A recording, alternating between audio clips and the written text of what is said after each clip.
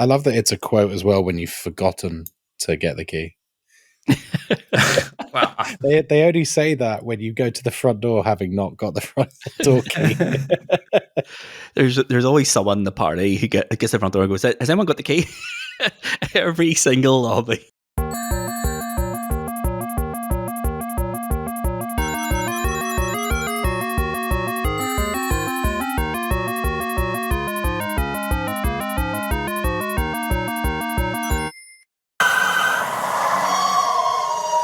Hi everybody, welcome to High Scores High Stakes Game of the Month Club for April 2025. I'm your host as always, and with me are my co-hosts. Hello, Cardinal Smith here. Thank you, Luvva. Good to see you. Evening everyone, it's Tomahawk here. I have nothing of any merit to say, but it's Game of the Month. I mean, yeah. That's good. And as is becoming tradition for Game of the Month, we are joined by an extremely special guest. We are joined by the one, the only, Twitch.tv's GhostKai. Welcome, Hi. sir. How are you? Apparently special. Yeah, I'm all right. I've been playing some fun games today, so I'm nice and mellow and chilled out, and yeah, I'm happy to be here. Really. Good stuff. Excellent. We're very happy to have you here. So we are. Before we get into the conversation of the game we're having, let's do a little bit of housekeeping here. First and foremost, who are we? If this is the first time you've ever listened to High Scores High Stakes, who are we? What are we? And what do we do? We are a competitive PlayStation podcast where, when we're in season, every week we play a challenge in a game. Every week is a new game and a new challenge. The winner of the challenge gets 3 points. Second place gets 2 points. Third place gets 1 point. The winner of the season is the person who finishes first in our league table, and they win the coveted High Scores High Stakes Cup. Off season, we talk everything PlayStation, everything gaming in our side quests, and then on the last Monday of every month, we do this. We pick a game, we play it for the month, and then we come back here and we deep dive it. And this month's game is a really special one. It was crowned as Mr. Luvva Luvva's Game of the Year 2024. It is, of course, its biggest success, of course. I mean, I hear when they get a physical edition, they're going to put that right center. Game of the Year edition. High Scores, High Stakes. Not even the full podcast. Just me. Just me. But as is becoming tradition here, I want to know Tomahawks, Kai's, and Cardinals' history with the game. We'll just work our way around. Same usual order. Cardinal first, then Tomahawk, and then we'll finish off with you, Kai. No, don't come to me first. All right. My first experience, I am not a horror game player. Okay, I get spooked. So there's guys playing this, and they're like, you got to get Phasmophobia. This is like Lockdown 2020. I've never heard of it. Download. I'm in. I'm playing with these three other guys. There's creepy noises. Things start going wrong. Somebody dies. I'm out there. I'm out the van. I've uninstalled. I've refunded it. I rebuy it the next week. You don't. Oh, days. But that's the start of my journey with Phasmophobia. What a journey it's been. Amazing. Well, that doesn't surprise me either.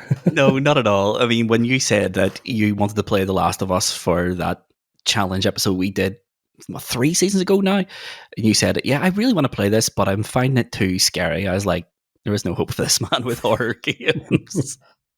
I really tried with Last of Us. I got to the clickers and I didn't try any further. You got a whole 90 minutes into the game. Well done. Yeah. Thanks. Incredible scenes. Tomahawk, you mate. I picked this up pretty much on release when it came to console, and I haven't looked back. This is one of those games I thought it would cool off after a month and the gimmick would be lost. It is now my most played game of 2025. Oh, wow.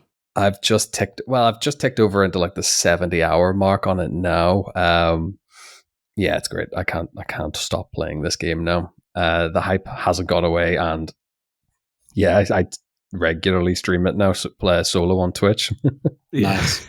Lovely. I love that. I'm the same as you, Tom. My initial sort of engagement with this game was its release on PlayStation 5. And then that quickly became the only game I played on PlayStation 5 between Halloween and the New Year. I think I'm clocking into 65, 66 hours in this game.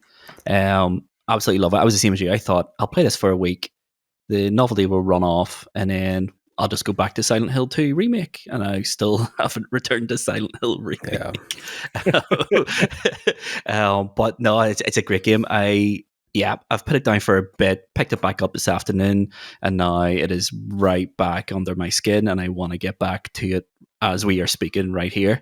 And that brings us lovely, roundly, to yourself, Kai. So I've been playing the game since it launched on Steam, so about nearly 5 years now, I guess.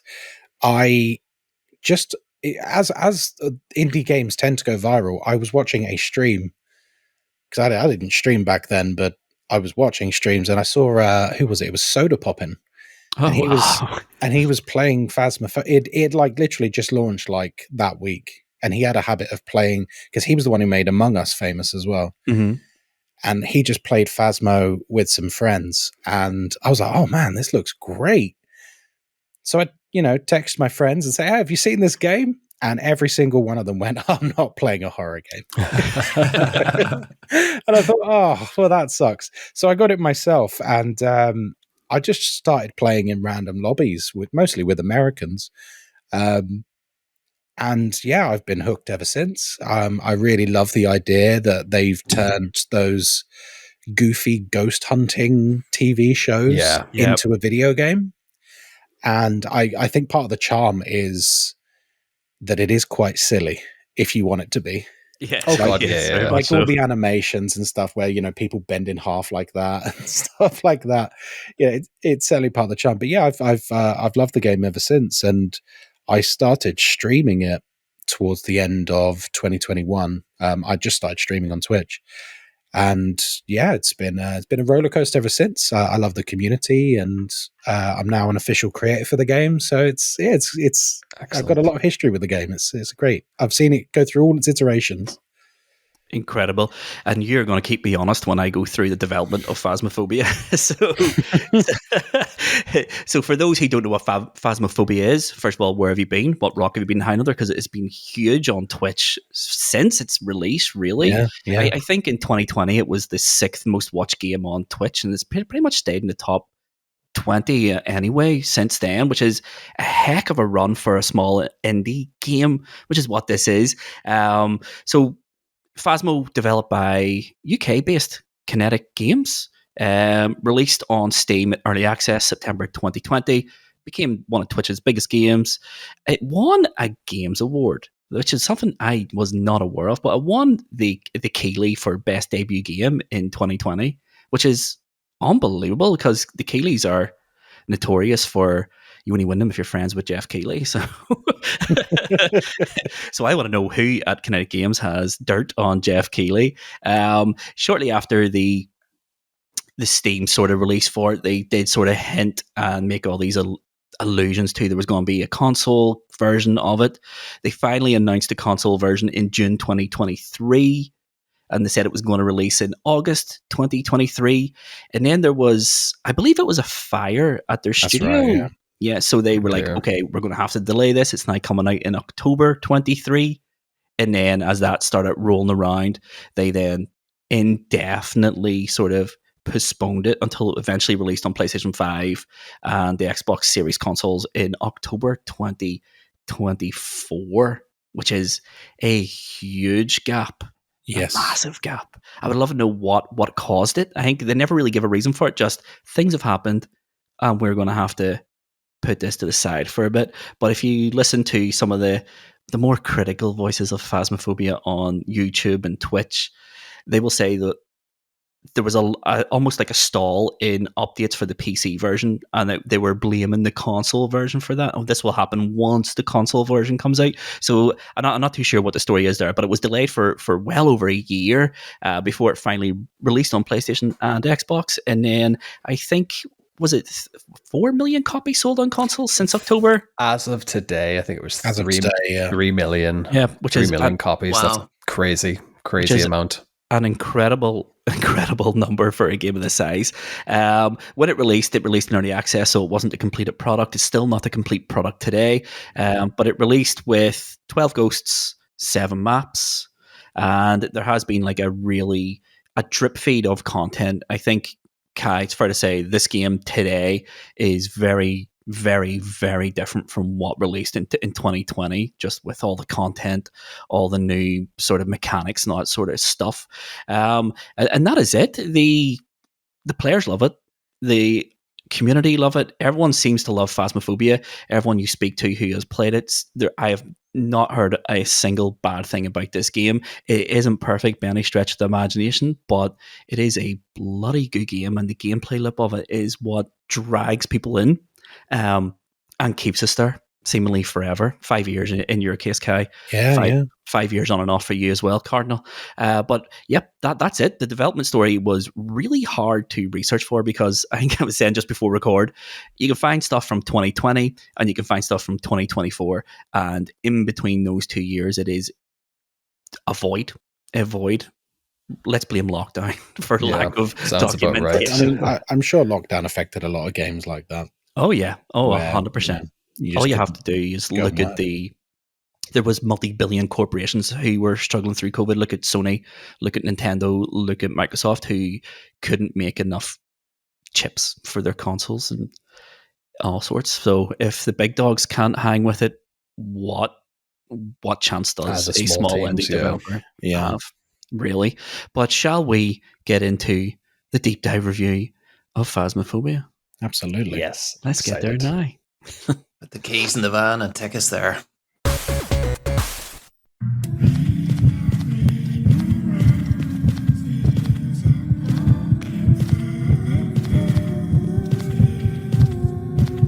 All right, let us deep dive Phasmophobia. The way we work this, Kai, just to keep you up front, is we talk about gameplay, we talk about graphics, we talk about sound, and then we place Phasmophobia on the high scores, high stakes patented tier list, which goes from S tier to D tier. Oh, wow. We are nothing but original here in high scores, high stakes.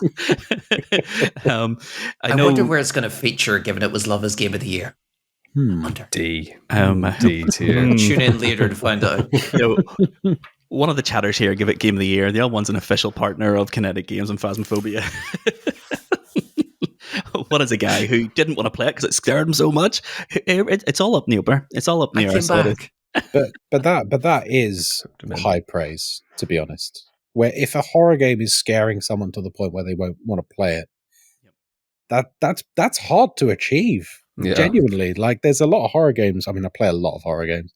That's something that's really difficult to achieve, especially with modern audiences, because they're so sort of desensitized to these things now. Especially though, they give Cardinal, there was enough of a hook to make him want to come back as well. Yeah. So I mean, that absolutely. I think is double praise on that front. Then, and we'll talk about what it is, but it just does simple things really well. Yes, so it does. It does a lot really well. I think it reaches really high highs. It has its lows, but its highs are so high. I think what's hooked you, Cardinal, is because you're always on the lookout for your next detective game. And here's one of the best detective games out there. It is the deducing element. I do love it. Yeah. So we'll quickly describe what Phasmophobia is here. So we will for everyone who's unaware. Phasmophobia is an up to 4 player multiplayer game where you are tasked with visiting haunted locations in order to determine what the ghost type is, in order to give the extermination team the legs up, I think is the storyline of this game, isn't it? There is you are the investigating team, but you're clearing the way for the exterminate, for the Ghostbusters, effectively. The Ghostbusters are coming in straight after to get rid of this game. That's why it's important they know what it is so that they can get rid of that ghost, which is a beautiful piece of lore, but it's also a really nice open door if you ever want to do a spin-off for Phasmophobia. Yeah. I mean, many games have tried. Yeah. We can still use a really good ghost-busting game as well, so we could. This is a horror game in inverted commas, but it is a much more realistic sort of descriptor for this game. It is a puzzle game. masquerading as a horror game. The horror, I think, is very, very, very effective. It doesn't rely on jump scares very often. Don't get me wrong; they are there and they are effective. Yes, they are. Yeah, Absolutely. but it has a much more pervasive style of horror. It's not exactly psychological, but you can get inside your own head a little bit. But it is really, really, really mechanically dense, and it rewards players in a number of ways. Obviously, efficiently gathering evidence and getting the right ghost type is the way to play it. Primary, yeah. But there are so many secondary point score methods, such as finding the bone, taking pictures, obviously getting the ghost type, getting it dark quickly, and all that sort of good stuff. Obviously, you can up the difficulty as well, which makes the ghosts much more potent a threat, and it will get you much more money. There is a really, I want to say, basic skill tree element as well, but rather than building skills, you are building your equipment. All your equipment, yeah. And your equipment gets better and better the higher level you go. There's a lot of hard evidence. There's a lot of soft evidence. What I like most about this game is I think it speaks volumes for how mechanically dense a game is, where players have created their own challenges, which is, I am going to take in absolutely zero equipment and I am just going to let this ghost hunt me, and I am going to get to the correct ghost. Just on behavior alone. Yeah. I think that speaks volumes for it. They do mix things up a little bit. The randomization in this game is huge. The ghosts are completely random. There's 24 now. The random ghosts, every time you load into an investigation, one of those 24 ghosts have an equal chance of being selected. You won't know what ghost it is until you get the evidence. There's also cursed items, which do a lot of things.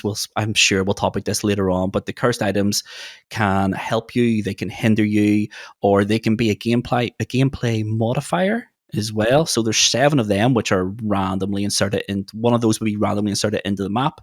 You can also modify the game. You have more than one.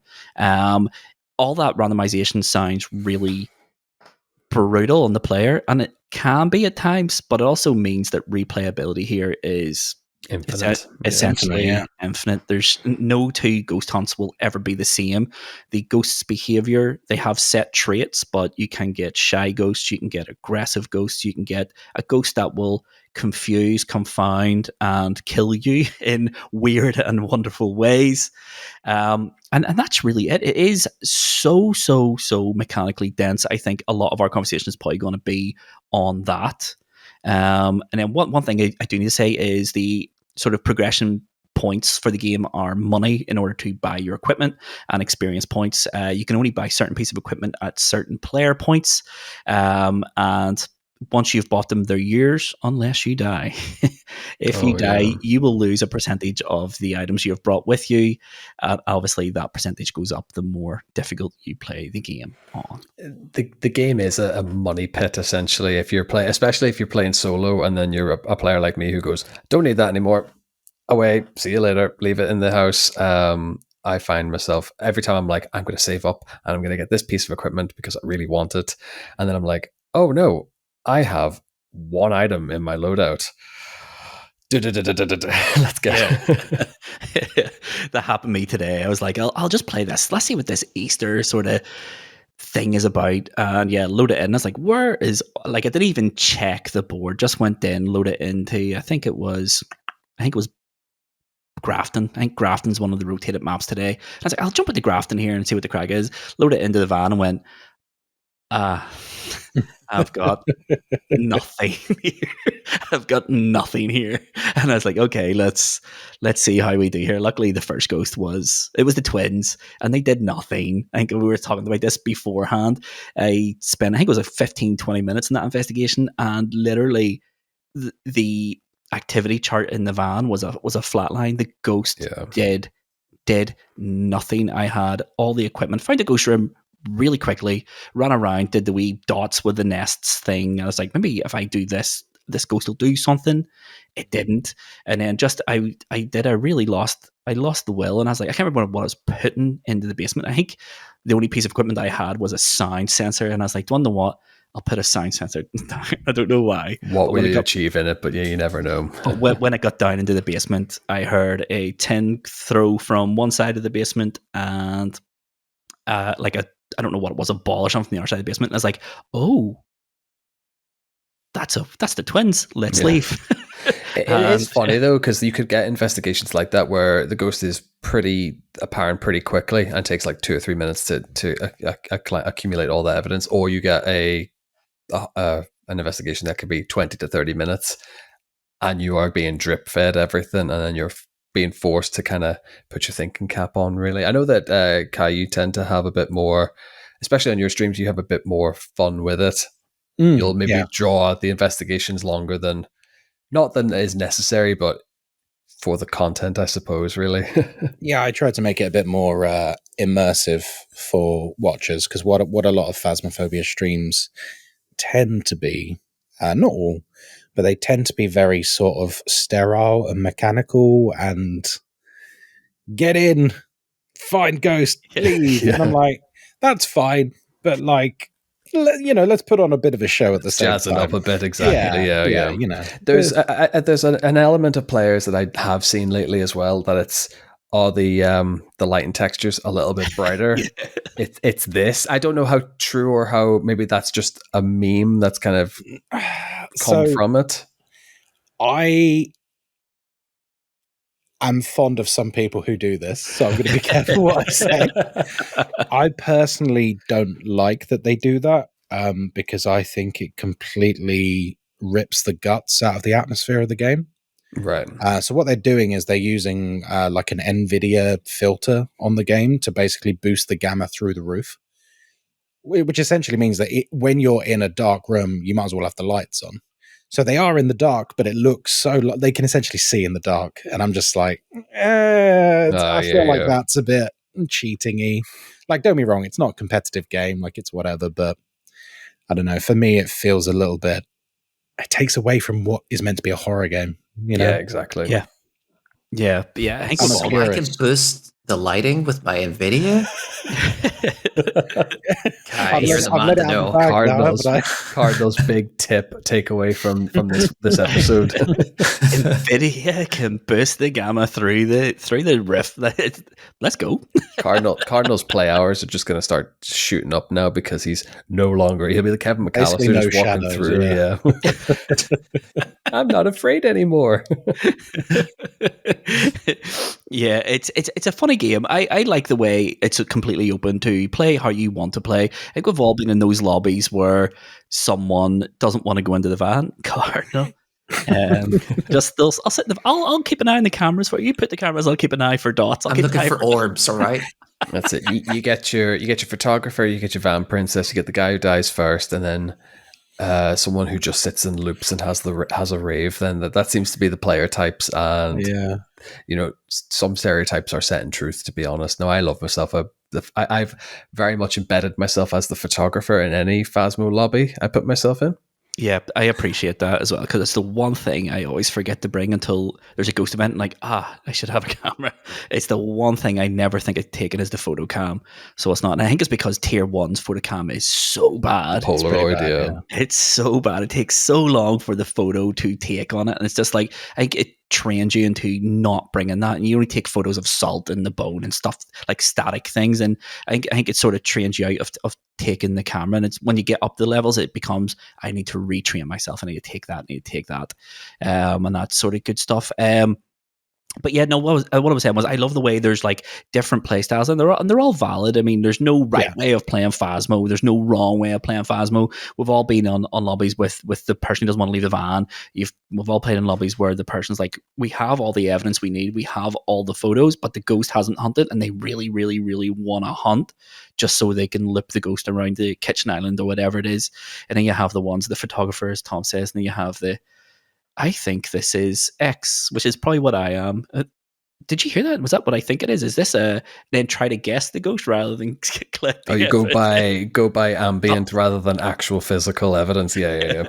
And the amount of times I've been done by the mimic is just it's phenomenal. So it is phenomenal. But I love that. I love the way it's so freeform. It is so open, and that is a credit to the game designers and the design of this game. This game is so open ended, and just go in, do what you have to do, or do what you want to do. There's no right way. There's no wrong way. Every play style is valid. as long as it all comes to a successful investigation at the end, which is get the ghost type and if you want, get all the optionals and all that sort of good stuff. I love the optionals, but I think the optionals is one of those things where they're either very, very, very easy, or you get like these impossible sort of challenges, and it's like, and they're so specifically worded. Like, it took me a long time. Like, it sounds stupid in hindsight, but you know the one, escape the ghost. Yes. Which I just thought for the longest time meant get a hunt, hide. But what I didn't realize for the longest time was the ghost has to see you, actively chase you, and then you escape the ghost. And for the longest time, I was like, why did I not get that? That ghost hunted, I hid. And it's because it never saw me. In hindsight, it makes it's very particular in how it's worded as well. I think as well, some of the objectives can be not unattainable. All objectives are attainable, but I think if you're playing solo and then you have to go below 25%, or if you have to escape a hunt, and you could very much have quite an aggressive demon from the get-go. Yeah. And if you have if you've missed your loadout at the start, then I guess maybe the more experienced players could probably have a workaround for it then, but you can be scuppered sometimes if you're ill prepared on them. Yeah. You can get unattainable optionals if you don't prep your van correctly. So, for example, if you've unlocked the motion sensor, but you don't have a motion sensor in the van, one of your optionals can be detect ghosts with a motion detector. Yeah. And you can, it's not the game's fault, it's bad prep. Just making sure you have everything on the van at all times is really what that comes down to. But I have been burnt by that, where you get the R2 is like, smudge the ghost, take a photo of the ghost, and then the next one is motion sensor, and you're like, I can't get that now. I don't have a motion sensor because they're useless. Because it's all about the payday. It's all about the money, the cash dollars. Yeah. I'm all about not losing any of my equipment. That is my big thing, because it is so expensive. I was looking at my stats today, and it was like, it tells you hours spent in investigation, hours spent in the dark. It was like money earned and then money spent, and my money earned and my money spent is so super close. It's like $5,000 in it, and I'm thinking, is that how much stuff I've lost? That is crazy. I got the console achievement the other day of spending $100K on gear. Nice. So as I say, it's a money pit, but it's cyclical. Everything, like, it constantly is the self-fulfilling prophecy, really, when it comes to your gears and loadouts, really. But it is so good, and I have this like lovely appreciation of being able to play solo, because I'm now getting a lot braver with like taking risks and calculated risks in certain aspects. Whereas if I decide then I'm going to go play in duos or quads or anything like that, I kind of just sit back and then go, let's play tarot card roulette, or let's play something really stupid with the monkey paw, or let's just run the Ouija board down until we force a hunt. Yeah, I mean, it is a different play style for whoever you're playing with, I suppose, and that's what's so good about this game. Yeah. There's some maniacs out there in the public lobbies. That's all I'm going to say. Cardinal's shaking his head there as soon as I said about tarot card roulette. That's not the pathway to fun for everybody. That is a pathway to fear and hiding in wardrobes.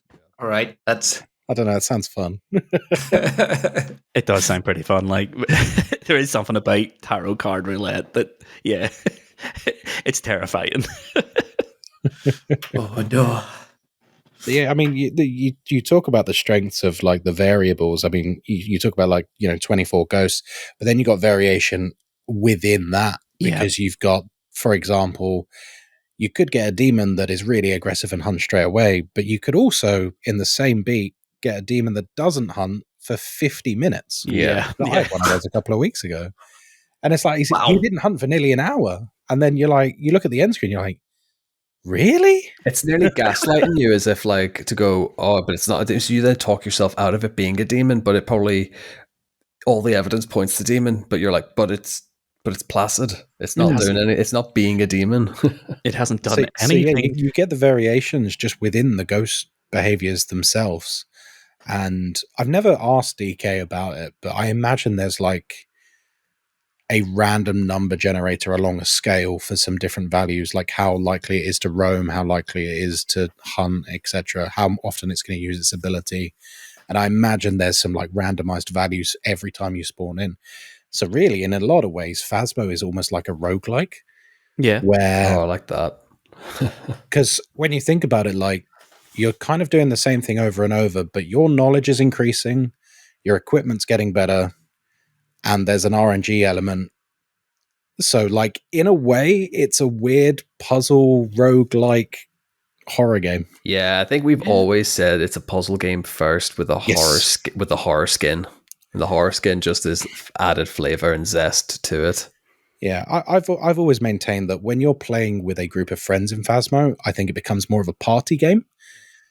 In the same way that, say, like Lethal Company does, or Repo does, or any sort of these games that have become quite popular over the past few years. But then when you switch to the slider over to the single player, it takes on a very different atmosphere. Like when you're alone, the power's off, and you're trying to work your way back through the darkness by candlelight through sunny meadows. Suddenly that's a very different atmosphere of a game. Huge vibe change, definitely. I think I have that problem with Willow Street. Every time I spawn into that map solo, it just has this air creep to it. Have you played it in VR? No, but we have. Come on, no. There is one friend of the podcast, Ryan, Mighty Ryan, who has played it several times on VR. And the one thing I will say about the VR, it just adds this another whole level of horror, terrifying. But It does. The buff you get from it is because you have your little harness belt. It is like additional gear slots. You can technically take one more, because I've played it in VR a bunch myself. You can put 2 on your belt, and then you're meant to be holding the third item, but because you got 2 hands, you can actually hold 2 items. Yeah. But then you can't open doors. So it's Swings and roundabouts there. you have to Then drop items to open doors and that. And if the ghost hunts, you're like, oh no. Oh no. But it's very immersive because you have to like do the incense manually. You have to hold it up and light it. And okay. Oh, I did not realize that. It's quite the experience. That's pretty cool. I swore off VR horror games after playing Resident Evil 7 and VR. It's like take me about 15 minutes to go through a door at one point of that game. I was like, no, I'm good, thanks. I'm good. Phasmophobia in VR. Oh no, it sounds like nightmare fuel. But you were saying there it's like a party game with your mates, and when you play it solo, it is completely different. What I like the most about it, and it was something that I didn't notice until I started playing solo, is when you go through the door, then you have that low sort of frequency rumble sound that plays constantly. And it is just, I don't know, it's just like this frequency that just sort of gets under my skin and just sort of puts you at constant unease. Even when nothing's happening, it just gives you that sense of something could happen at any time, even though you're safe. You're still in the setup phase or whatever it is you're doing. But that low rumble is something that personally I think Silent Hill does exceptionally well. But it's not like a tactic many horror game makers use, is unsettling soundscapes. I still think a lot of developers don't fully realize just how important sound is to horror. Yeah. It might be the most important thing. Because it builds atmosphere, it builds a sensation of dread that grows in the back of your mind. And it really does affect the whole thing and set the whole mood. That low bass sound that is throughout every map in Phasmo, it really does induce a feeling of anxiety. Just without, you're not consciously thinking about it. You're just like, this feels off, this feels wrong. And if you go back and watch like the first Paranormal Activity film, the good one, every scene where there's a night camera, the same sound is playing throughout. It's that little and it puts you on edge, and it makes you alert, and it makes you watch for small things in the picture. And it's stuff like that. DK and the rest of the team, they absolutely knock it out of the park with it. I still maintain that Asylum had the best sound design in the entire game, and it's a shame that they removed the map from the game, because for me that was perfection. Okay, what was it? What made it so good in your opinion? So it had the hum, like the bass low rumble sound that a lot of the other maps had, but I don't know how they quite achieved it, but because Asylum, the original one, it was all concrete walls, concrete floors, concrete ceilings, concrete long corridors, but the sound reverberated and echoed. So every footstep from yourself, from the ghost, no. and when you're playing alone and you're walking down a very, very dark corridor, very slowly, because back then, like the sprint speed now, like that didn't exist. The normal walking speed now was the old sprint speed. Oh, It was a wow. much slower pace. Oh, It was wow, much okay. slower paced game. So you've got like this incredibly slow movement. You're very vulnerable because if the ghost, if the ghost comes and you're that slow, you got to hope you got a trick up your sleeve because you're in serious trouble. And every step you're taking, you can hear it echoing all around you. And then you hear an item get thrown down the hallway and it's got this slight reverb to it. And it was just brilliant. Absolute pure horror. Incredible. It's one of those things. I always talk about music and horror games and stuff like that. I think I was playing the Silent Hill remake really recently, and there's a part in the apartments where you go into an apartment and it's empty. There's nothing going on, but you walk past the door and just there's this whispering. Yes, I know exactly where you mean. Yeah, so apparently that is only like a 33% chance of that sound to play at that particular moment in time. But I remember the whisper sound started so low, almost imperceptible, until it goes. I remember you on stream doing this as well, and you were like constantly going like, was that? And then Did anyone else hear that? Yeah. And then it was like, okay, the only door that's unlocked is that one you just heard the whispering behind. Good luck. And it does. Sound is super important. I think Phasmophobia does sound exceptionally well. Yes. Like that low rumble, as you say, it just invokes this. It just unsettles you and it stops you from ever really relaxing. You can't relax. I always say Alien Isolation is a game that gave me a sore back through the stress of playing it. Phasmophobia alone is close to that, and it is all due to the soundscape. Beyond just unsettling you, the soundscape is super important for conducting successful investigations, because obviously the ghost can interact with different items and it can touch windows, touch doors, but the sound is so full you can almost hear, it kind of gives you an area of the map where you've heard that sound, and you can be pretty sure that sound like it came from the kitchen, and you can be pretty sure it's come from that direction. It is so well made. The sound sort of design, capture, balancing, everything is just, it is all there to hurt your psyche with the little rumble, but it's there mostly to help you. There's very little sound wise in the game that doesn't help you in some way. It can deceive you with the case of the twins, where you'll have one throwing something in one room and then it'll drag you away from the ghost room. You can have the mimic doing things that sort of throw you, making sounds that throw you, and all this here sort of stuff. But the sound design in Phasmophobia, usually we spend about 10 seconds talking about music and sound in games. Like, yeah, it's really good, let's move on. But this one is so inbuilt to the entire experience. It is there's like an absence of music and an absence of sound that kind of helps bring in that sort of horror aspect as well. And the weather, I think there was one I had as well for Tanglewood, and it has the thunder and lightning effects as well. So you can hear the rain hammering on the roof. You can then get the flashes of lightning. So it's just little bits like that that can kind of throw off an investigation as well. And also when you get a big flash of lightning, you could also assume that is potentially an event happening. That is, I'm always afraid of an event spawning right on top of me. And I'm always fearful of Tanglewood and the thunder and lightning, to be honest.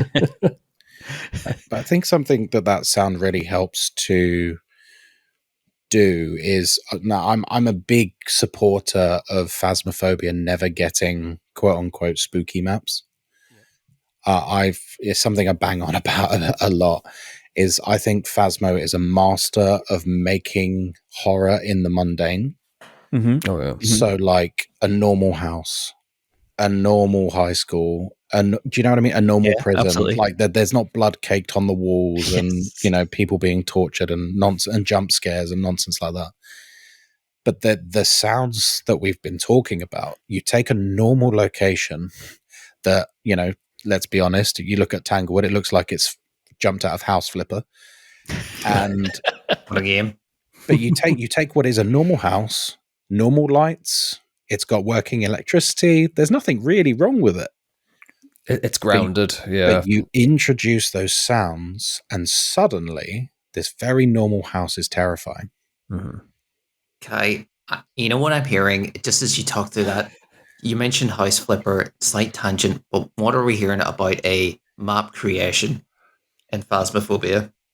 I don't think that's ever going to happen. No, I wouldn't want Absolutely that to happen. I wouldn't want that to happen because map design in games is so important. All you need to do is play 20 minutes, half an hour of Super Mario Maker to realize that many people haven't a clue of the artistry that goes into really solid map creation. It's not just put stuff anywhere. There's an art to it, and not many people are blessed with that art. especially when you talk about all the variation we've discussed. You've not only got to balance it for general gameplay, you've got to balance it for 24 very different ghosts. Exactly. Not to mention up to 4 players doing God knows what. Yes. How do you stop someone from doing something ridiculous, like throw a shovel into a ceiling for no reason other than because it just sticks in some parts of the ceiling and not others?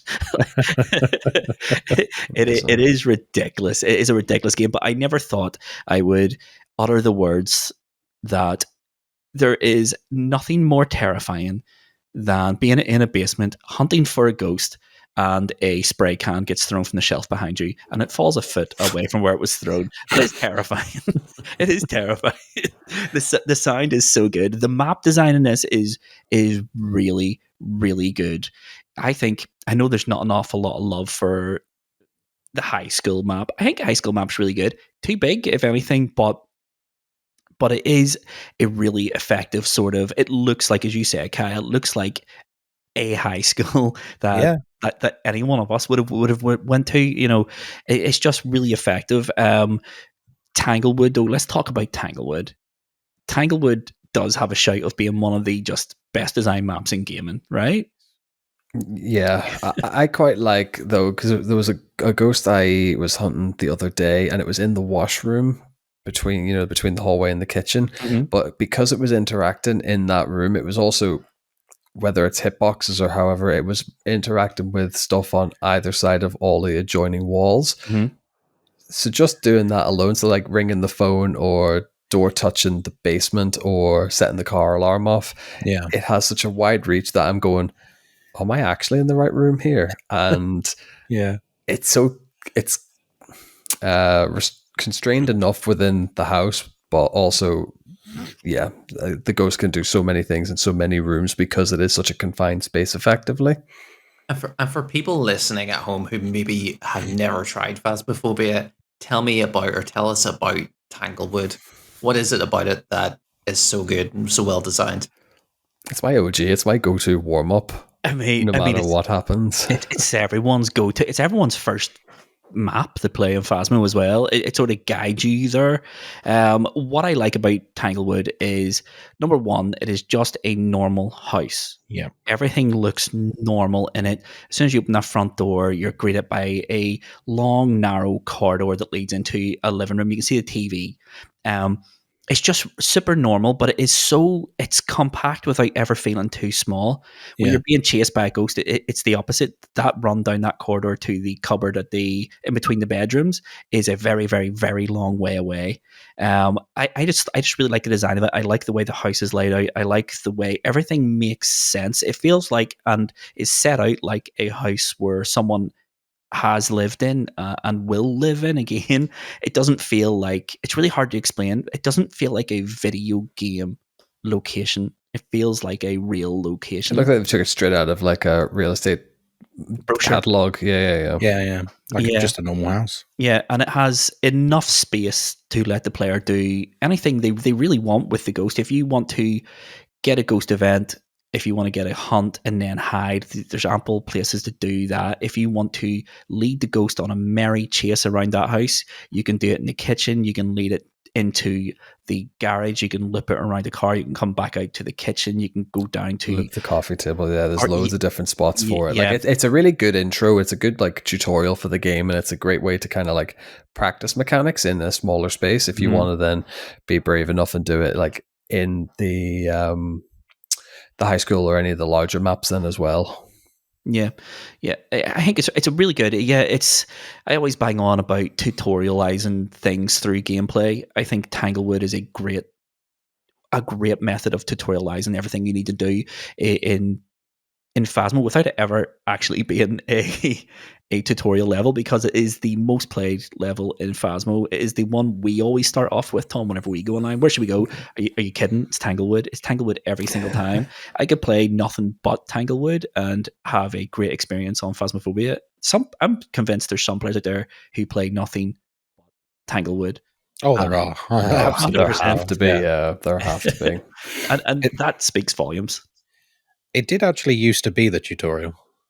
Oh, really? Yeah, they had the old tutorial before the one that's currently in the game now. The old tutorial was just Tanglewood, but it was a guided simulation where like the ghost was in the living room and it'd be like, oh, shine the UV at the TV and there's a handprint.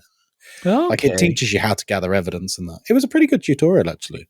Yeah, I think the tutorial in the game now is really good. It was something that I didn't play until maybe 3-4 weeks after buying the game and playing it flat out. And I was like, how do these things work? And there's a tutorial and it teaches you how to do it. I think it's really concise. It doesn't overstay its welcome, and there's even a wee faux hunt that goes on in it as well. Yes, there is. It teaches you absolutely everything. I never finished the tutorial because the console still at that point, at least anyway, still had the non-voice recognition for the spirit box. Yes. So fantastic. And then the text prompts didn't always work. Yeah. No, they appeared, but you could press all the buttons and nothing would happen. So it was like sitting in this little room, just pressing X, circle, square, triangle, going like, come on, that's how. And then I just was like, I don't think this works anymore, and just backed out of it and have never gone back to it now. But that being said, since they have patched that in with the voice recognition, the spirit box is easily one of my favorite things to use at the minute. It's just so good and so responsive now that is available on console. It's great. It's gone through a few iterations, the spirit box, and the community does seem quite split over the current iteration, whereas I feel like the version we had before everyone quite liked because it was quite creepy. The version we got now is like a more realistic spirit box because they're meant to be like it's picking up radio signals and stuff, but they're all streamer voices. Yeah. Okay. And so for a lot of people, they sort of a lot of people don't like streamers. I think we all know that. But a lot of people basically roll their eyes when they get these responses and they don't like it. And I think they think it takes them out of the game a little bit. But the ones before were they were fantastic. They were really like made the hairs on the back of your neck stick. Oh, really? There's bound to be some sort of soundboard catalog of old that someone's just clipped and stuck on the internet. It's bound to be there somewhere. Oh, probably. The first iteration we had was basically robot voices. You'd say, how old are you? And it'd go, old. And like it was charming in its own little way, and it was a bit crap, but it was good. It was good. As a game's arms and legs, then they can start to embellish it. Yeah. The second iteration, I don't know what inspired them for it because it was genuinely quite scary. I remember the day it launched, I got a very vivid memory of being upstairs in the utility room in the old Bleasdale. Obviously, we've got the new one now that has my dog on it. We've got the new one now, but on the old one, I was in the utility room and had a ghost there, and this is the day they brought out the new spirit box changes, and I'd not heard it at all. And it was quite an angry ghost, and there was freezing in the room and that, and I thought, oh, okay, right. Get the spirit box out, and I go, where are you? And then just out of nowhere, it goes, I'm behind you. Oh dear. Taxi. Amazing. And I was like, oh my God, no thank you. I like that though. So I like don't how know why the they got game rid of is. them. Yeah, I like though how they're adapting and changing this, and I think for a seasoned player like yourself, Kai, who still then can get a sense of, oh, that's creepy. Yeah. My only thing with the spirit box, I really like the spirit box. I think it's a great piece of kit. Is just sometimes it's extremely difficult to work out just what they say to you. I know that's not the point, but Mm. I'm like, what did they say? What was that? And it's always something quite relevant to the question that they're answering Yes, as well. And I would like to be able to just sort of decipher what they're saying a bit more. I don't know what it is about it, but it just doesn't agree with my ears. I know some people have no issue with that, but I don't know how they do it. I think they must put all the voices through I some think sort that's of some of compressor and people's stuff. issues with the current one is they don't know what the ghost is saying. Yeah. Which I think for some people takes away from it a little bit. Yeah. So, Yeah, I mean, it can work both ways, couldn't it? I mean, exactly, yeah. if they had a very clear answer, where are you? I'm right behind you. It's terrifying. But I think Whereas- that's feeding into the likes we were saying earlier about the most haunted like documentaries and stuff like that. Whenever they get the spirit box and they get a response, it is this indecipherable. Oh, but that's what like the hosts have said. This is what it says. So yeah, it just you get I think that. You get the amazing cutaways of just the waveform and then the subtitles underneath it, and it's just like we have to take their word. That's what this thing's saying. yeah. And, but I like there's an aspect to it of I don't know what that thing said to me, and that in itself can be quite terrifying. Where are you? Yeah. How old are you? And you just hear, you're like, I don't know. Usually at that stage, the spirit box gets turned off and thrown on the floor because I have no further use for it, and I'm also kind of terrified. But let's talk about ghost types, shall we? Because Sure. I mean, there's a bloody ton of them. We're not ton. going to have time to talk about all of them here. Let's just be honest. There's 24 of them, as you said earlier on, Kai. All these things have totally different behaviors of one another. They have their own strengths. They have their own weaknesses. They also have like unique abilities. Some of them have unique spirit box responses. Some of them have unique parabolic mic responses. Some of them have very distinctive footsteps, and all sorts of other things. There's all these things going on. Like every single, not only do you have the randomization of what ghost you're getting, you have the randomization of how this thing is going to behave. No two Diogens are the same ghost, really. We've all had those investigations where you are convinced that it is X ghost, and then just something happens, and you're like, oh no, it's not. It's Y ghost instead. But let's talk about ghosts. What's everyone's? We'll start with least favorite ghost. What's everyone's least favorite ghost? Mimic. Really? I mean, only for the fact that it can pull a bait and switch on you. Only for the fact if you're not paying attention to orbs, and sometimes it just will show you. Or obviously, if you're playing solo, you can't keep an eye on the van at all times, or you can't keep an eye on through a camera at all times. Mhm. So sometimes, I think when you do so hard and you get every bit of evidence that suggests it's one ghost, and then you're 100% confident you are right, and then because the RNG didn't allow for you to see orbs at this specific moment, Yeah. it throws that bait and switch at me. And I think I've been caught out too many times for me to have a real love for a mimic. I really like the mimic. I think mimic's a great idea for a ghost. Oh, it's so good and so clever, but yeah. I think when it blatantly shows you 4 pieces of evidence and you can categorically say, yeah, it's a mimic. You will not fool me today. What about you, Cardinal? I don't know if I pronounced this right. Diogen. Yeah. Diogen. Diogen. Thank you. So it's the one. Keep me right here, but it's the one that knows essentially where you are. Yeah. All the time and tracks you. So it's different in its rhythm to the other ghosts. There's sort of less hiding available for me. But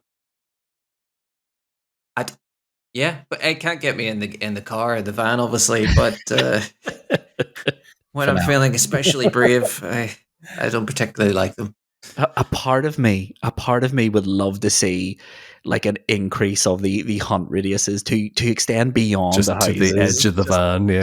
just to the edge of the garden. Just just for shock value, like not every time, give it like a 10% chance of happening or a 3% chance of it happening, just to scare the life out of the person in the van. It'd be so funny. It would be so good. Kai, I know you probably have 1,000 stories, but the first time I saw Tomahawk and Luvva here playing Phasmo, the three of us were standing out the door while the hunt was going on, and we're like, Tomahawk, just step inside. Haunted, dead. Door slams. Door shut in the doorway. Incredible. Terrible. Be done.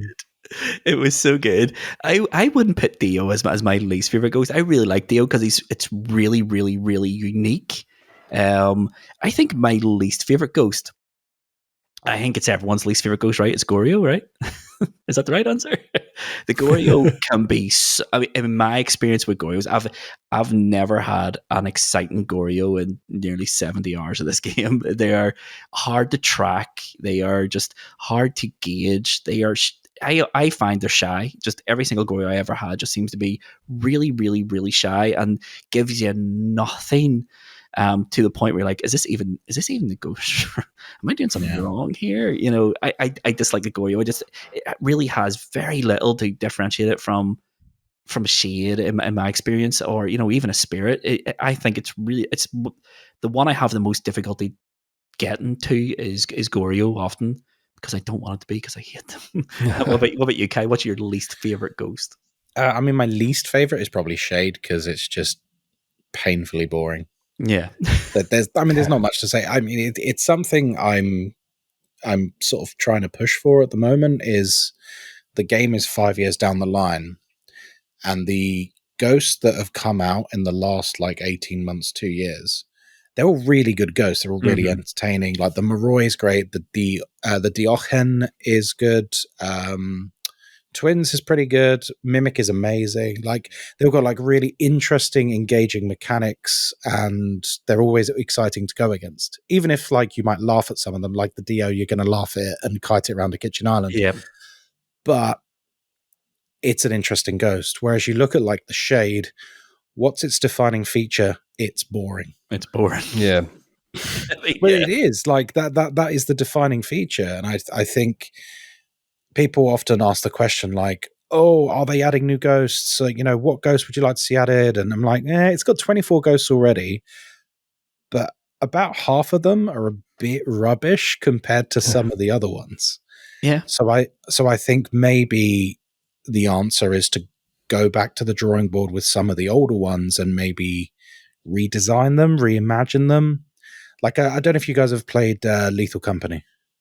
Yes. Yeah. No. I haven't. So there's a creature in it called a Bracken, and it only attacks you from behind. And if you look at it, it gets scared and run away. But if you look at it for too long, it then gets really aggressive and comes towards you. Okay. I'm like, well, why can't a Shade work like that? Yeah. It's shy. It's playing into that stereotype, but it's still a danger. It's still a threat, and it still has an interesting mechanic. Whereas the current Shade is literally you're going to spend 45 minutes going, why is this ghost not doing anything? Exactly, yeah. Which I don't think any of the ghosts should ever be boring. And the same goes for Goryo, the same goes for Myling. There are some ghosts in the game that I think really need to be uplifted for the modern audiences, because some of the later ghosts are phenomenal compared to them. So, sorry, answer was Shade. Yeah. That's a heck of an answer. But yeah. There is a few in here. I think there's a few ghosts that are just a little bit too similar to one another. I like this. I like the Spirit, because I think the Spirit is kind of like your tutorial ghost. It is baseline. Yeah. This is what every ghost is based off. So if you can discern a Spirit, fair play to you. But let's talk about the good ghosts. I'm pretty sure we'd all have different favorites. I'll start off.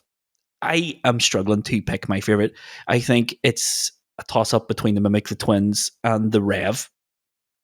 I really like these three ghosts because their mechanics are unique. I love the fact that the Twins can confuse you. One's fast, one's slow. They will alternate. It's a random chance of which one you get during hunts. I've had plenty of Twins where it's the same twin every time, and I've got it wrong. But like the hunt earlier on today where they were doing nothing until I got that twin interaction at the end, and I was like, oh, let's go, because this ghost is boring me. I really like the twins. I really like the mimic. I love the idea behind the mimic of it just being a red herring, and just we've all had those hunts where it's a mimic, but it just by chance, it's just confuses everybody with what we're looking at. That shouldn't be a thing because we have this, evidence. How's this? What's going on here? And then the hunting behavior of it, where it just randomly adopt the hunting behavior of any other ghost randomly, is brilliant. I really like the mimic, but the revenant, there's just something about the revenant that I find absolutely horrifically terrifying, and it is just when that hunt begins, and it is just, and it's so slow, and you're thinking, really? I'm meant to be scared of this? And the first time I've ever came across a revenant, hadn't a clue what a revenant was, none. And I think it was in the old Bleasdale. I think it spawned in the attic, and I was, just being the big Billy, went upstairs, and just that line of sight speed change happened, and I was like, oh no. It's just on top of you, isn't it? Yeah. Oh no. And I ran, and I can outrun it because this thing flies. I really like the Revenant. I think the Revenant's a great, great, great ghost. It is one of those ghosts that just, it's like a Venus flytrap, isn't it? Lulls you into a false sense of security and then kills you. I really like Revenant. It's probably my favorite out of those three, but any day it can change between one of those three, really. What about you guys? Tomahawk? Mine is a funny one at the minute because purely for the way that my investigations have been going, it's between a Dio and a Tae, because they'll accumulate the same evidence until the point where a Dio will give away a spirit box, and a Tae, I can't remember me off the top of my head what its other unique evidence is, but it's always this, oh, which one could it be? Which one can I work a Tae around and age it and make it less of a threat, or can I be investigating for long enough to entice a Dio and then probably never survive? Oh, well, I won't survive it. That's the thing. Yeah. I like a Dio a little bit more for that air of threat. But just the way the way my investigations have been going, it always seems to be down to those two. Yeah. And I like this idea of, oh, if I investigate more, it'll age, and then I'll be safe, or I'll be dead. Yeah, and that has to be purposeful, right? Because they're two ends of the spectrum, and they're purely, very, very, very similar evidence lists as well. And if you haven't got the spirit box to say, oh, this is a Dio, then you're automatically going to think it's going to be a Thai here. And it's, if it's young, it's going to be extremely fast. And, if you think, I know in my mind, if I think this could be a Dio, when the hunt starts, I'm not even going to bother to hide. So to be greeted by this absolutely rapid ghost is honestly terrifying. The fast ghosts, I think, are terrifying because they can outrun you. Because your sprint is very, very, very short unless you have the adrenaline. So yeah. Yeah, true. I think the way it's going at the minute, it's a Dio that's probably my favorite at the minute. Mm-hmm. But I think it purely is that threat level that keeps me on edge for it. It just keeps me wanting to go back in. Then, Cardinal, what about you, mate? Guys, I'm here for a good time, not a long time. Can I have a shade, playing with please? A party. No, not the shade. I'm going to be playing with people. I want to play in lobbies with people, so I want to have fun. Give me the demon. Let's get huntings every 3 minutes. That's and I can try and persuade someone to go into that ghost room or wherever, and I can stay away. I like you're a do as I say, not as I do player. That's okay. Somebody's got to be there to take the van home. It's true. It's very important role. Yeah. Seldom you forget. Seldom you remember the driver. I forget about.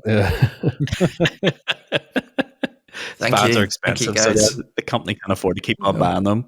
Cardinal's doing God's work, so he is. What about you, Kai? What's your favorite?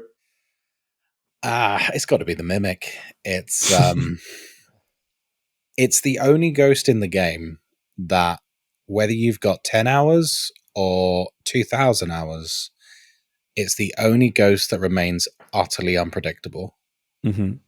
Because the way the ghost functions is that every 30 seconds, it like basically between 30 seconds and 2 minutes, it rolls a dice essentially, and it can turn into another ghost. Mm-hmm. So you could literally have, oh, this is really passive. This is like a shade. Oh, it's done a polty throw. Oh, okay, it's a poltergeist. And on your way out, it teleports to you and does a singing event, and you're like, wait, hang on, what's going on here? Yeah. And then like they're really good ghosts for catching people off guard, because when you actually look on the surface of it, because they have the extra evidence, actually it's one of the easiest ghosts in the game to get correct. But the reason why it stumps people continually is it plays into that like confirmation bias that we all have. It's because all of the other 23 ghosts have really iconic, notable characteristics. The moment we see that characteristic, we go, it's this. Oh, it's a banshee scream. Well, it's a banshee, obviously. Oh, I'll just leave. Oh, wait, it wasn't? What do you mean it was a mimic? And I love that. But also like the sense of danger that comes with a mimic, even the more dangerous ghost, like a Rev, a demon, a Diochen, even what are like some of the really dangerous ones? A Jinn is one of the most dangerous ghosts in the game. And a Wraith especially as well. But once you know you're dealing with those ghosts, like once you sort of have a good feeling you're dealing with those ghosts, you can sort of play around it a little bit. Yeah. You can't ever do that with the mimic, because 1 second it's pretending to be a Dio and you're like, oh, okay, if I'll just get the picture on the next hunt. It's not a big deal. And then it hunts and it's a Rev. And you're like, oh shit, run. I saw a great thing for a mimic as well, and it was a video I saw on Instagram of how it mimicked, I can't remember which ghost it did, but it fully closed the door and left a UV print. And it was like, my video, I think. Was it? It might have actually been your video. Fantastic. Yeah. It's a unique piece of evidence for the mimic. Only the mimic can do it. It's like 1% or 2% or something like that. I vaguely remember you saying it could fully slam the door and then it'll leave a UV print, but the original ghost that it's mimicking can't leave the UV print. That's exactly right. So I'm going to get really nerdy here. So this is why this is so rare. So the only ghost in the game that can slam the front door outside of an event is the Yurei. Yurei doesn't have UV as evidence. It's not on the table for it. A mimic can do this if a mimic is mimicking a Yurei and it's near the front door, but every time it does it, it leaves a UV print, which means if you ever see a UV print on the front door of the house, you've got a mimic and you can leave, because it's the only ghost in the game that can do it. But the chances of it happening are astronomically low, because you need to have a mimic spawn next to the front door and roll that dice to be a Yurei and roll the dice to use its ability on that door at that time. So it's so I'm gonna do my D&D math here. That's like rolling 4 nat ones in a row, which is about 160,000 to 1. So yeah, it's quite a high statistic. That's incredible, though. That when you talk about mechanically deep games, like that's next level depth. So it is just having all those variables, and those variables can happen, and you could get someone really unlucky enough to get it happening twice, or in the case of the demon, you could get really, really, really unlucky. The demon just decides, I'm going to hunt, rolls it, gets the hunt, kills you in the first minute, which is an actual achievement in this game, isn't it? It is. Yeah, die within a minute. Nearly 2 years to get that achievement. It never happened. I got close once, but it was like I think it was 1 minute 17 when it just decided I was like, no. I think that was quite recently as well. We were just going through the investigation and we were in the front room. I went in to get the breaker and do other bits. And then next thing you know, we're chatting away on the mic, and next thing you go, oh, it's a hunt. Yeah. I thought it was an event, and it was just like, it just dived at you. Yeah. That's what I love about that. With that moment, just when you go to the other side and you hear the player just go, oh. That's static. They're screaming something down the mic in order for you to hear it, but they're dead. Oh. And you're not getting that radio transmission. All you're getting is a Oh, brilliant, brilliant, brilliant. But yeah, I mean, there's a lot of ghosts in this game, and there's a lot of good things about all of them. Like the Hantu, I think, is a particularly good ghost. Yeah. You know, I've been stung by a Hantu in the campsite map where fire's been lit, it moves really slow. You think you're dealing with a Dio, and then it blows the fire out, and then all of a sudden it's on you like butter on toast, really. And you're like, oh, this wasn't a Dio. Oh dear. But I did. There's a lot of good ghosts. There's a lot of, I don't think there's that many quote unquote bad ghosts. A lot of uninteresting, more so. Yeah, there's. I think the worst crime isn't being bad. The worst crime is being boring. And there's a few ghosts that are boring. I'd rather be remembered for being bad than forgotten for being boring. I think Oscar Wilde said that. I think. But let's talk about other things in this game. We've talked about mechanics. Let's talk about the other mechanic in the game, the sort of gameplay modifiers, the things that you would assume as a player first time using them, this is going to help me. But the game doesn't communicate to you that usage of the cursed items will cost you sanity, different levels of sanity, and in some cases, what you want to happen will happen, but they come at a massive, massive, massive cost. Let's talk about cursed items. Currently, there's 7 of them: Monkey Paw, the Mirror, Ouija Board, Summoning Circle, Tarot Cards, Music Box, and Voodoo Doll. Yeah, that's all of them, isn't it? Obviously, they all work exactly like you would imagine them to. The Monkey Paw, you asked it you asked it to grant you a wish, effectively, and it gives you that wish, but it will give you that wish with a major caveat. The Mirror, if you hold it up to your face, will show you where the ghost room is, which is really it is probably one of the more useful ones. But as long as you don't stare into it for too long, then if you do, it causes a hunt. The Ouija board is quite useful as well, but if you ask it where is the ghost, I think it's 50% sanity drain just from that one question, isn't it? Yeah, about that. Isn't it? It's huge. If you ask him what its favourite room is, that is a huge... It's a huge chunk. Yeah. Summon Circle is really good for getting your ghost photo, light the candles, take a photo, run, because it's going to hunt you. The tarot cards are the most fun, right? Yeah. Just, there's 10 different tarot cards, all have random chances of appearing, and they all do weird and wonderful things. Some of them will give you sanity, some of them will rob you of sanity, some of them can res dead players, and some of them will instantly kill you. There is a shout for the Ouija board, though, for if you ask it to play hide and seek, and it'll count down from 10 to 1. Yes. And then it'll start a cursed hunt, I think, at that point. Yeah, it does, yeah. Yeah, which is a lot of fun. The music box, I think, is a lot of fun as well. Music box is quite useful for finding the ghost room if you're unsure where it is. Just play it, follow the voice, don't get too close. And then the voodoo doll, I don't like the voodoo doll. I'm not going to lie. I think there's too much random chance with the voodoo doll in a weird sort of way. It's beautiful. There we go. Beautiful. Don't you play that? I do play it. Let's see what happens. I like the music box. I think it is really useful for finding the ghost room, and the sanity cost isn't as large as what it is with the Mirror. But I don't like the voodoo doll at all. I think what makes the tarot cards so good is the random chance of every single card, but the voodoo doll is a random chance of pulling one of the pins, and if you pull the wrong one, then you're going to get hunted. But I don't like it. It doesn't aid you in any great way other than if you're looking to hunt. Yeah.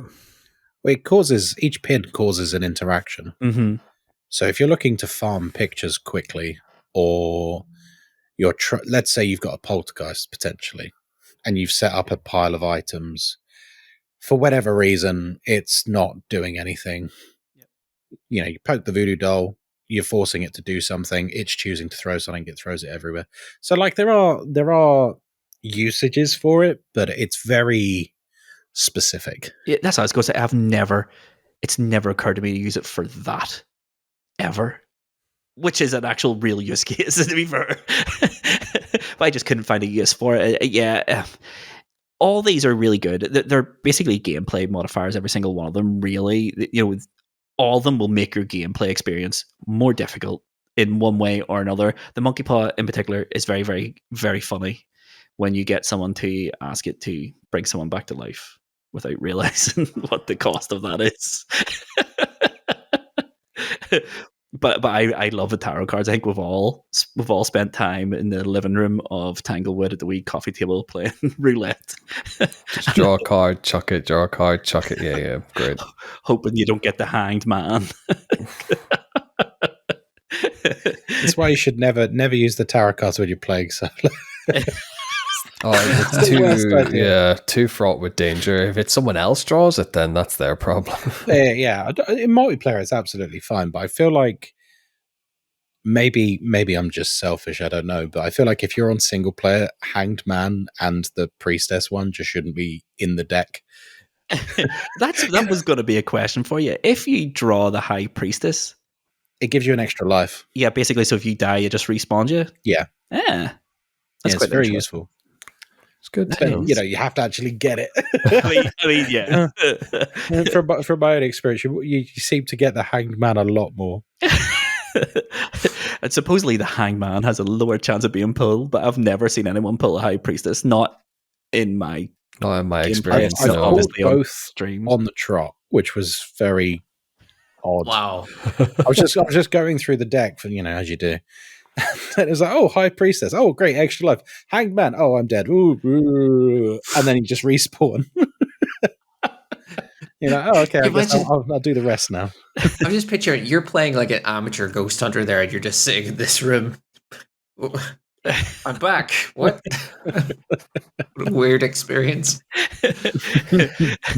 But yeah, we all know that one person who will purposefully go and look for the cursed item and then use it and then draw the cursed hunt without actually telling anybody, so you can't make any plans. You know, oftentimes that happens to me. I'm in a bedroom in the corner trying to set up a video camera, whatever it might be, and then the ghost is just there. It's like, okay, who has used the mirror? Usually the preemptive noise in chat is, oh, guess what I found? And then you hear it, and you hear something, either if it's the music box or if it's the mirror cracking or if it's the Ouija board exploding, and then at that point you're like,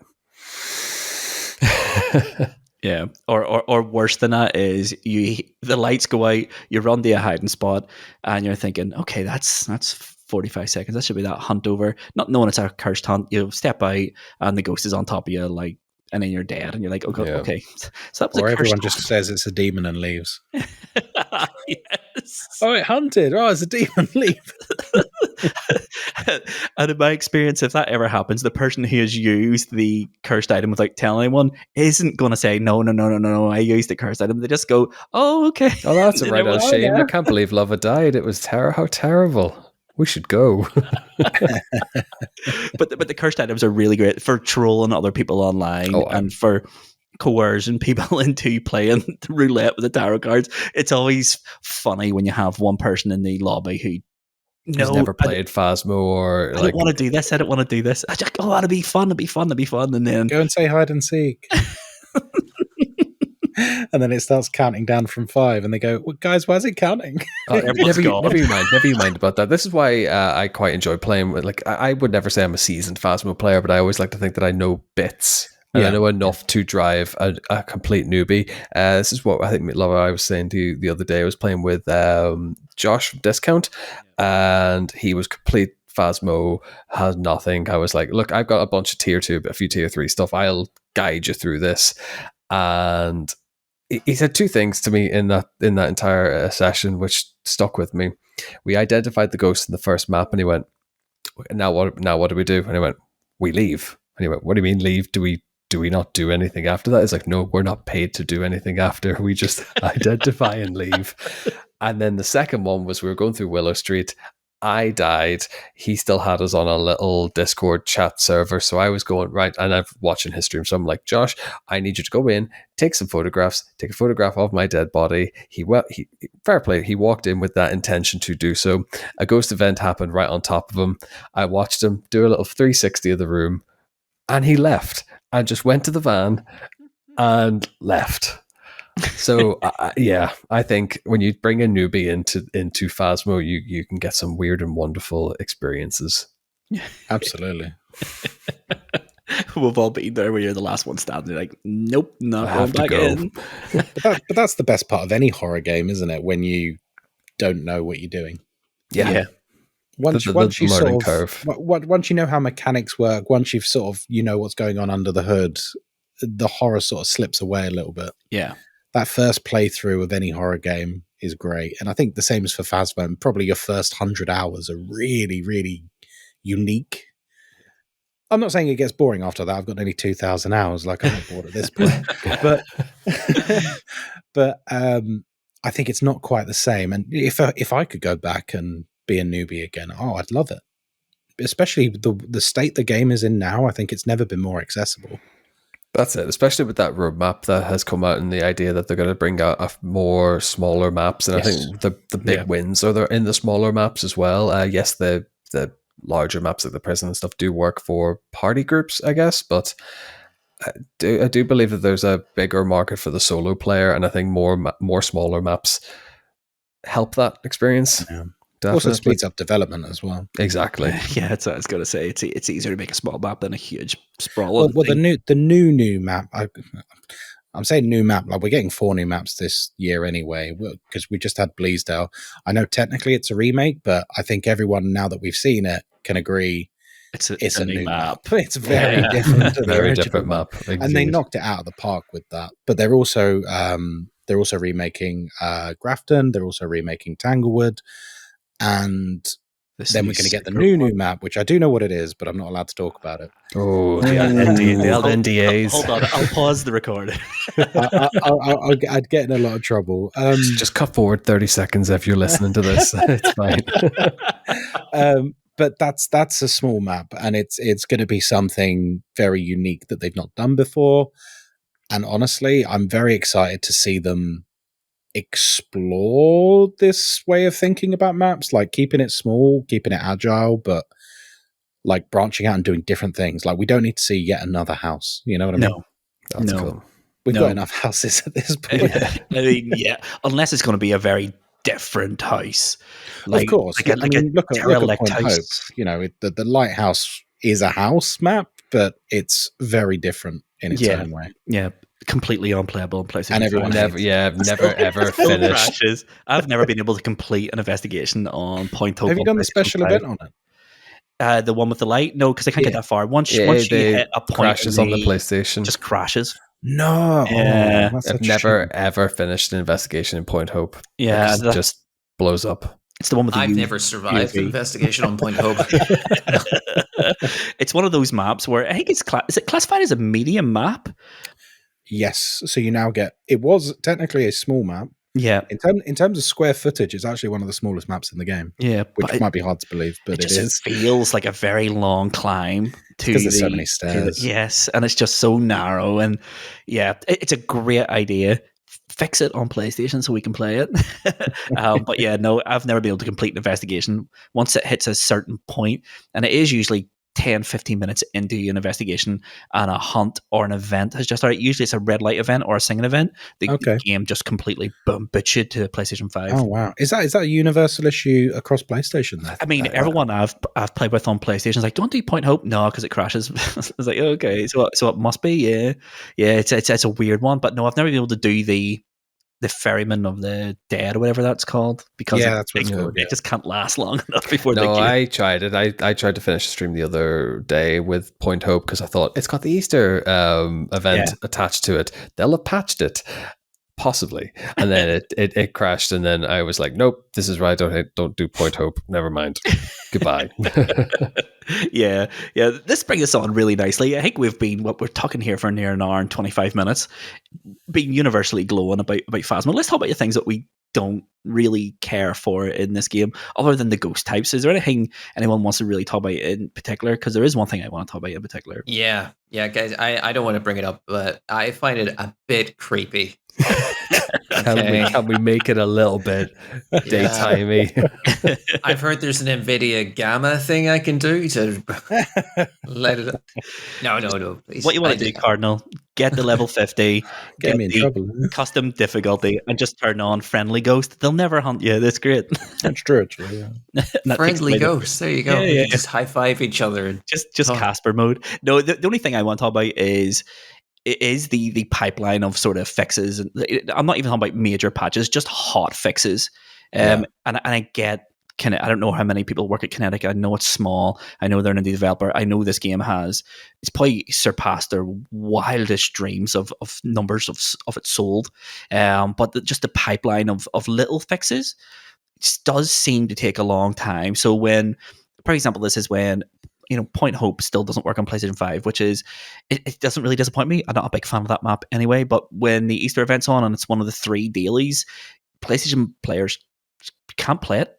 And then the other thing is when the Bleasdale map rework came out. What a map, by the way. Fantastic remake. Makes me miss old Bleasdale in a weird sort of way because it is so different. But when that update came out, line of sight for the ghosts was kind of busted. Yes, it was, yeah. And it was busted until this week. I want to say this week. There was a hotfix pumped out. It was either tail end of last week or started this week, which is about 2 months-ish? Well, they pumped out a hotfix within about 48 hours that fixed the primary issue with the line of sight. But then I believe there was still an ongoing issue, which basically the player models were too fat.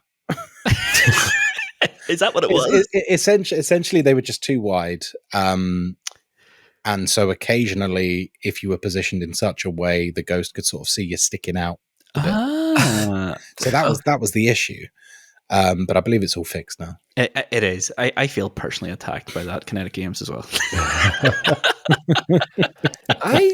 The only thing I can really think of at the minute is just I know it's probably common in future updates and whatnot, but like a bit of a customization, a bit more variety. It's really silly, like aesthetic stuff like that I would quite like to see. Just maybe just jazz up the van interior or something. I don't know, with silly things like that. Even like the avatars as well. Maybe change that up or something, because I know that we have a great Cardinal Smith avatar in Phasmo embedded, and it's really, really good. But maybe just a little bit more variation on that. Yeah. I think that stuff is coming. It is. Yeah. That's what I was going to say. Customization is coming. One thing I know people will want us to talk about is the jank involved with Phasmophobia. I think you talked about it at the very, very, very beginning, Kai, about how janky it all is. I don't think that's a bad thing. Am I wrong in this? I love the jank. I love the exaggerated, unnatural body movements of the investigators. I love the way they just bend at the hips to look up and look down. It adds a level of charm and reminds you that not every game has a $400 million budget, that these things are made by real people. Oh yeah, the characters don't have to be like motion captured by professional actors. I quite like that they just pivot at the hip, and that's really all you need from them. just lead into it a wee bit more, And I am enjoying this new event. I know these events for a game like Phasmophobia cannot be easy, because you have so many different sort of types of player. You'll have the solo players like yourself, Kai. You'll have the predominantly multiplayer players like us. And then you'll have the players who sort of dip into both, and they all expect very different things from their games like this. There's no way you can please everybody all the time, and I like the way Kinetic are just staying fairly true to their original sort of vision for this game, which is just play it the way you want, how you want, with as many people as you want. And I really like it. I think the jank, the fact that we're 5 years down the line, and the way the characters move is still there, is just, there's something really endearing about it, and reminds me personally, a lot of my playtime in PlayStation games is the big Sony marquee hits that are hugely expensive to make, and their production values are huge. But it reminds you of a simpler time, especially go back to PlayStation 2 time, where you had these huge game developers, and you had the middle game developers, and you had the small game developers. And we've talked about this in the podcast a lot. We've lost a lot of that. Phasmo shows that stuff. Yeah, Phasmo shows you don't need to have a non-limited budget to make a game that people want to play and will play religiously for 5 years. In your case, Kai. And I like the jank. Keep the jank in. Give me more jank and character customization. That's what I say.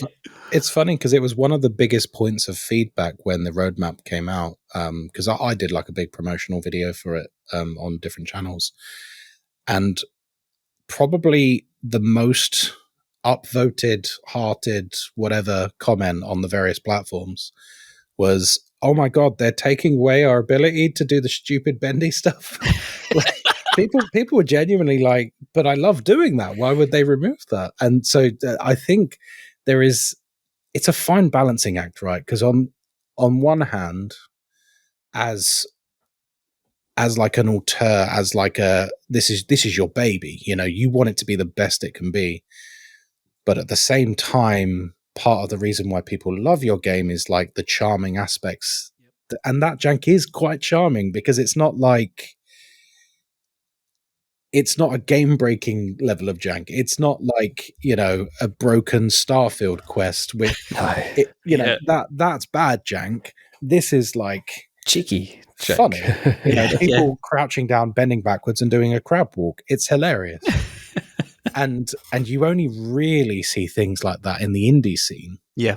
Mm-hmm. And the indie scene, I mean, Phasmo has been such a forerunner over the past half decade in that indie scene, and it's stronger than ever now. It really is. Like, we're getting, look at Schedule 1. It came out, 2 weeks ago, and it's absolutely crushed the AAA competition. And that was a singular vision. That was one guy, right? Yeah, but one guy. And Phasmo at the beginning, it was one guy. It was DK by himself.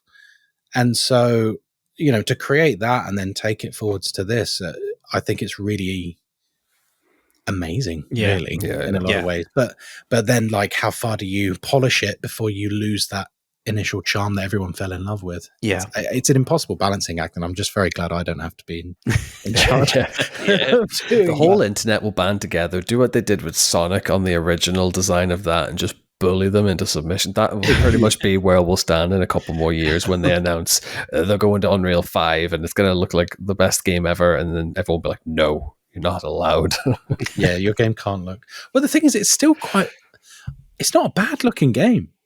No, not at all. No, not at all. No, that what I like about it is it's a Unity engine game. Let's be honest here. But it looks, the reworked Bleasdale is like next level graphically here. Phenomenal. You can tell Bleasdale is brand new, and they've taken everything they've learnt and sort of put it all on here.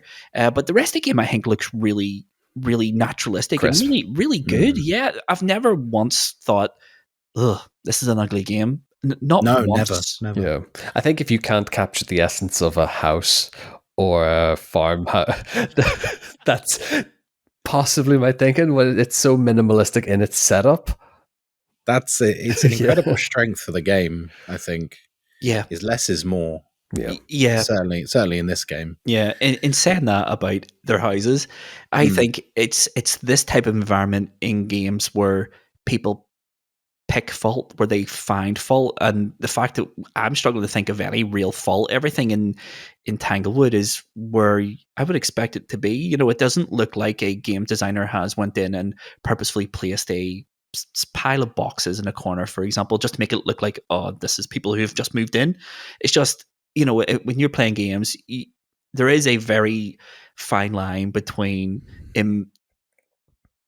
over designing and breaking immersion. And you think about any Naughty Dog game where you come into an area, there's a ton of waist high walls, and you're thinking it's going to be a boss fight. Yes. It's a combat arena. Yeah. And it pulls you out of the game, where I've never had a moment in this, other than crashes, where it's pulled me out of the game because of the way it's been designed. And I think it's brave to focus on houses and other everyday locales, because that's where people will find fault. It really feeds back into what we were discussing earlier about it being like a grounded, realistic location. Mm-hmm. You don't look at the map like, the new Bleasdale. It's only like a month old or something. You don't look at Bleasdale and go, they've put a looping spot here. They haven't. It's not a looping spot. It's just a sofa. Yeah. You can choose to loop around it if you want. But I think that's what works in the game's favor. There's not designated areas for anything. No. But if the players choose to make it work for them, then great. It gives you that agency that a lot of games don't. I mean, Last of Us 2 is a phenomenal example. I didn't hate Last of Us 2, but I didn't overly enjoy it because it felt like I was moving from one combat arena to another, and it felt very samey by the time I got to the end. And like you say, you walk into an arena and you're like, okay, there's waist-high walls everywhere. I know what's going to happen here, and I know what I'm going to be doing for the next 5 minutes. You don't ever get that with Phasmo, and I think that comes with the map design. Agreed.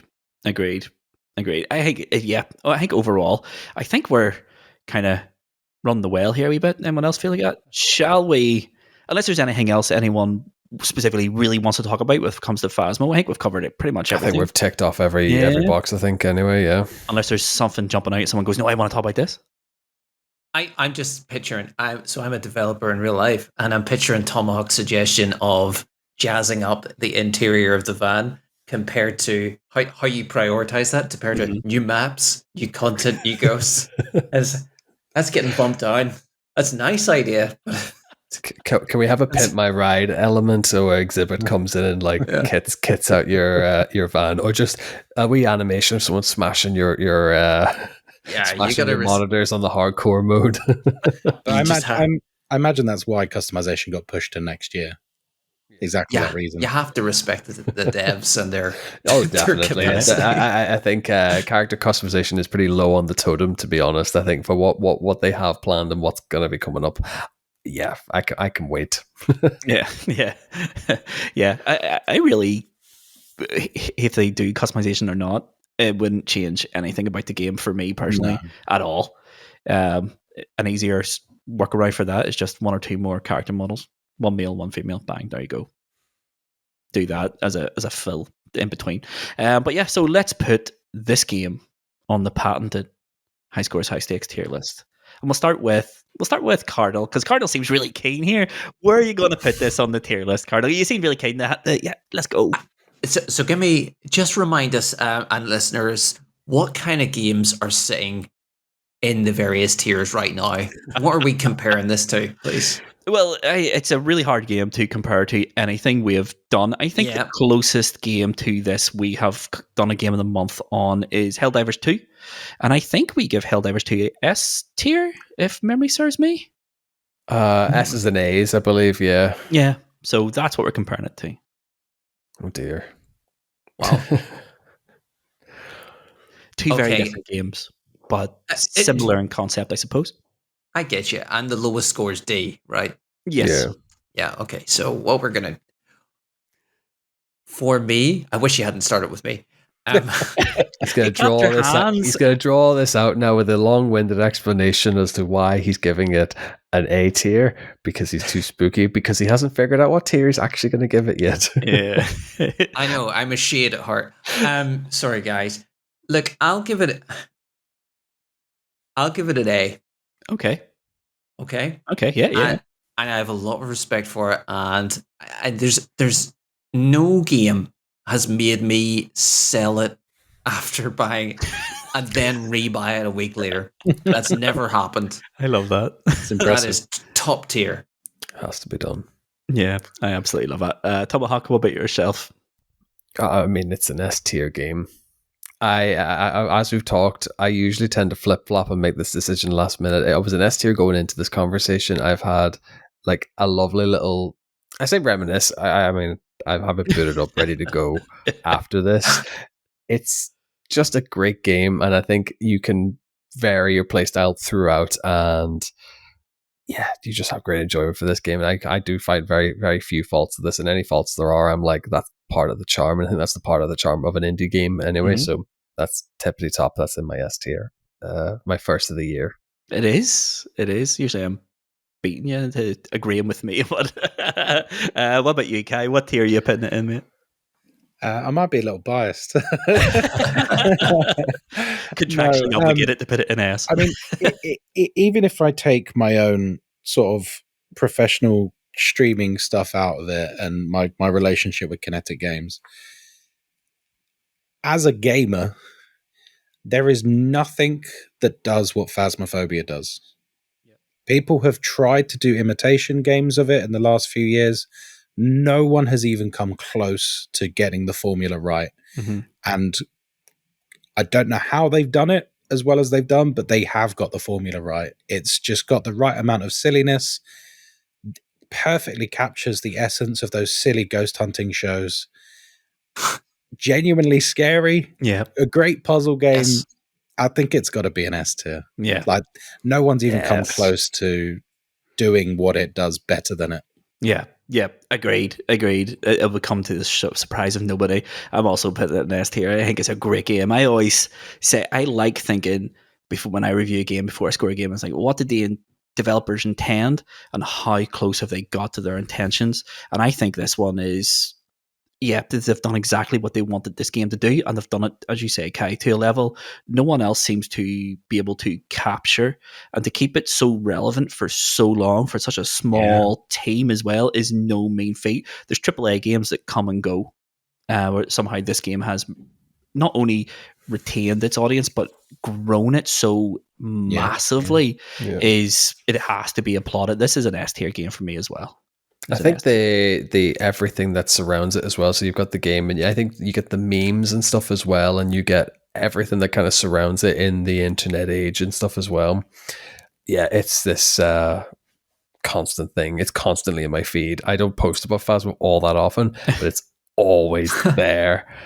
So it says an awful lot about like the lasting impression I think that it has on gamers. Yeah, my YouTube algorithm is totally wrecked with Phasmophobia sort of recommendations for everything. That's how long I've spent watching videos from yourself, Kai, and other creators like Insum with your ghost guides and things like that. Yeah. I spent far too much time watching those videos. But thank you very much. You've helped me. But I think it's strange. We go through cycles in the Phasmo community. It seems like at least once, maybe even twice a year for the last 5 years, at some point, all the naysayers come out the woodwork and they say, dead game, dying game, this game's better, demonologist. Well, how did that work out? Oof. Like some new Phasmo ripoff. Oh, this is going to kill Phasmo. It's going to put it in the ground.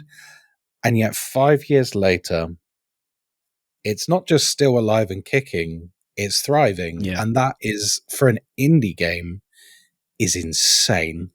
Like, to still be popping off as much as it is after this long, with this many, like, you know, they had the office fire, they had the delays to console and that. And despite all of that, there's something about that formula that seems to override any of that negativity. And people just go, okay, well, we got it now and we love it, and we don't care that we had to wait an extra year. That's it, yeah. Well, that's it. Well, it's been on console for 6 months there, and it hit 3 million copies sold. Like, that's incredible. It's lunacy. Like, I think it took Death Stranding like 4 years to hit 4 million copies sold. Like, so that says an awful lot. Like, I mean, you could take price into the equation there, but at the end of the day, like, for 15 quid, you're getting so much game, and it will continually be so much game, and I think that's an absolute bargain as well. Well, this is it. Like, there's no DLC, there's no paid skins. You pay that £15 and you can get 2,000 hours of content. Exactly. Exactly. And I think that's it. As Luvva says, it's what the devs intended. They've smashed it out of the park, and they have this great stepping stone to rework maps, update maps, and yeah, it's gonna be. I think it'll be another 5 years plus, and then some. I think so. Especially if the roadmap comes and all the new content comes when it's, you know, as close as when it's meant to. I think that'll just keep not only the players currently, but it'll just keep on snowballing, hopefully. And they've already found massive success. I'm sure there's bigger success around the corner from them as well. But that's it. So I think, what was it? S tier, S tier, S tier, A tier from Cardinal. So I think we have to put that on at S tier then. So let's get to the wrap up section and draw a line on their game of the month for April.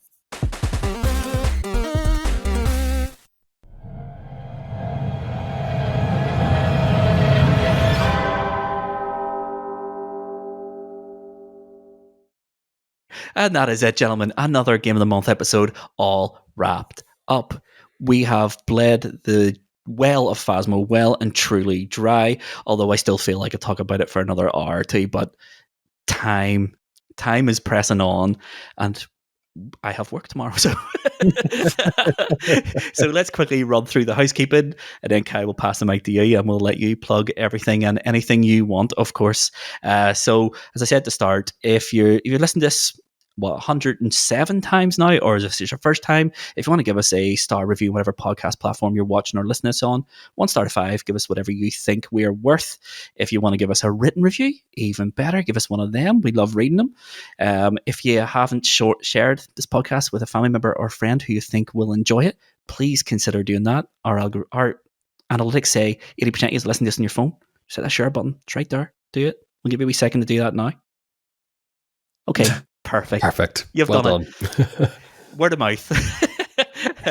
And if 1 hour ish of content a week isn't enough to get your high scores, high stakes fill, consider visiting highscoreshighstakes.com, and there you'll find a whole load of other content and all the links of everywhere you can find us all over the internet, and we are everywhere. And that's all I've got to push. So, Kai, if you want to tell everyone where they can find you and anything else you want to plug, fire away, mate. The floor is yours. Oh, lovely. So I'm a partnered streamer over on Twitch, official content creator for Phasmo, which we've been talking about for the last 1 hour and 45 minutes, probably less with editing. And I love horror games. I love streaming them. I love creating content for them. And I love just sort of hanging out and talking, really. I mean, that's the main point of streaming is it's just a conversation with moving pictures in the background, really. So you can find me on Twitch, just GhostKai. I also make a lot of content on TikTok and Instagram and YouTube. So just GhostKai everywhere, really. Don't bother following me on Twitter or Blue Sky, mate. I don't post anything interesting there. It's mostly just pictures of like, oh, guys, I had a steak today. And it's like, you don't really, no one cares about that. It's not the immersion we're used with you, Kai. I don't know. Like steak Twitter can be brittle. Is it medium, rare, well done? I mean, all these things have to be. If it's well done, you get blocked. Like, clearly, yes, excellent. So if you want more steak content, go Sky. For all your steak content, follow me on Blue Sky. and that brings us to the end of this one. Kai, thank you very much for number 1, agreeing to do this, and number 2, actually showing up. That's amazing. Thank you so much. We've appreciated you and all the sort of insights you're able to bring to this. Much appreciated. Incredible. Yeah, we've absolute pleasure. Thank you for having me. Yeah, no, thank you very much. And with all that being said, gentlemen, I have nothing left to say except I've been Mr. Luvva Luvva. This has been High Scores, High Stakes. Thanks for watching. We'll see you next month. Love y'all. Bye.